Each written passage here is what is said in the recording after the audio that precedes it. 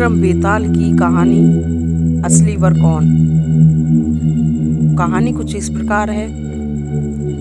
कई बार बेताल को अपने साथ ले जाने की असफल कोशिश के बावजूद राजा विक्रमादित्य ने हार नहीं मानी थी। इसलिए राजा विक्रमादित्य फिर से पेड़ के पास पहुंचे और बेताल को अपनी पीठ पर लटकाकर ले जाने लगे। अपनी शर्त के अनुसार बेताल ने फिर से राजा विक्रम को एक कहानी सुनाना शुरू किया। इस बार की कहानी है असली वर कौन। सदियों पुरानी बात है। उज्जैन नगरी में महाबल नाम का एक राजा राज किया करता था। राजा बहुत पराक्रमी और दयालु था। उसकी एक बेटी थी जिसका नाम था महादेवी। महादेवी बहुत सुंदर और सुशील लड़की थी। जब वह विवाह योग्य हुई तो राजा महाबल ने उसके लिए योग्य वर की तलाश शुरू कर दी। एक एक करके कई राजकुमार राजकुमारी से विवाह करने की इच्छा लिए राजा के पास आए, लेकिन राजा को कोई पसंद नहीं आया। राजकुमारी से विवाह करने के लिए राजा ने एक ही शर्त रखी थी कि उसकी बेटी का होने वाला पति हर चीज में निपुण हो। इस तरह कई दिन बीत गए, लेकिन राजा को कोई अपनी बेटी के लिए योग्य वर नहीं मिला।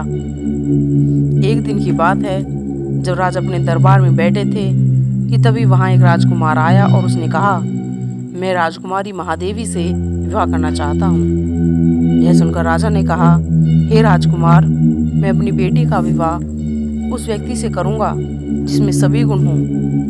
इस पर राजकुमार ने जवाब दिया, मेरे पास ऐसा रथ है जिसमें बैठकर क्षण भर में कहीं भी पहुँच सकते हैं।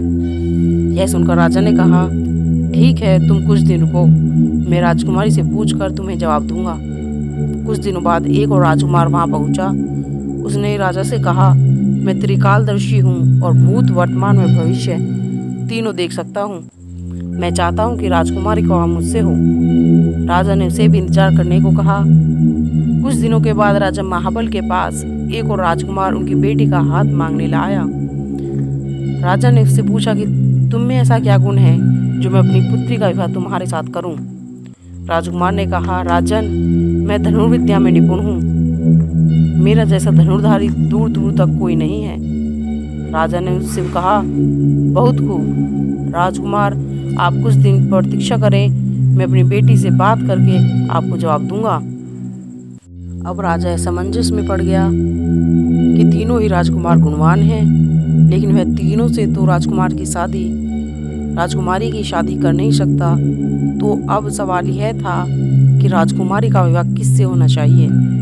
वहीं दूसरी ओर एक भयानक राक्षस राजकुमारी महादेवी पर नजर लगाए बैठा था और एक दिन मौका मिलते ही वह राजकुमारी को उठाकर ले गया। यह खबर जैसे ही महल में फैली तो राजा, रानी और तीनों राजकुमार एक जगह इकट्ठा हो गए। त्रिकालदर्शी राजकुमार ने बताया कि वह राक्षस राजकुमारी को विंध्याचल पर्वत पर ले गया है। इस पर पहले राजकुमार ने कहा, मैं अपना रथ लेकर आता हूँ, हम सब उस पर बैठकर विंध्याचल चल सकते हैं। तीसरे राजकुमार ने अपना तीर कमान निकाला और कहा, मैं उस राक्षस को मार गिराऊंगा। इसके बाद तीनों राजकुमार रथ पर बैठकर विंध्याचल पर्वत की ओर चल पड़े। उन्हें जैसे ही वह राक्षस दिखा तो धनुर्धारी राजकुमार ने कुशलता से उसका वध कर दिया और वो राजकुमारी को बचाकर फिर से महल ले आए। इस कहानी को सुनाने के बाद बेताल ने राजा विक्रम से कहा, राजन, राजकुमारी को बचाने में तीनों राजकुमारों का योगदान था। तो अब तुम मुझे बताओ कि राजकुमारी का विवाह किससे होना चाहिए। राजन, मैंने सुना है कि तू हमेशा न्याय करता है, जल्दी उत्तर दे वरना तेरे सिर के टुकड़े टुकड़े कर दूंगा। इस पर राजा विक्रमादित्य ने उत्तर दिया कि राजकुमारी का विवाह धनुर्धारी राजकुमार से होना चाहिए, क्योंकि उसने राक्षस से लड़ाई करके राजकुमारी को बचाया और बाकी दोनों राजकुमार ने केवल उसकी मदद की। बस फिर क्या था, जैसे ही राजा बोला, बेताल उसकी पीठ से उठकर फिर से पेड़ पर जा लटका। कहानी से सीख। आज ये जो कहानी है उससे हमें क्या सीख मिलती है कि मुश्किल समय में साहस ही काम आता है। इसलिए मुसीबत को देखकर घबराएं नहीं, हमेशा साहस दिखाएं। तो आपको कैसी लगी ये वीडियो कहानी, कमेंट बॉक्स में कमेंट करें, वीडियो को लाइक करें, ज़्यादा से ज़्यादा शेयर करें और हमारे चैनल को सब्सक्राइब करें। मिलते हैं हम अपनी नेक्स्ट वीडियो में, तब तक के लिए बाय बाय।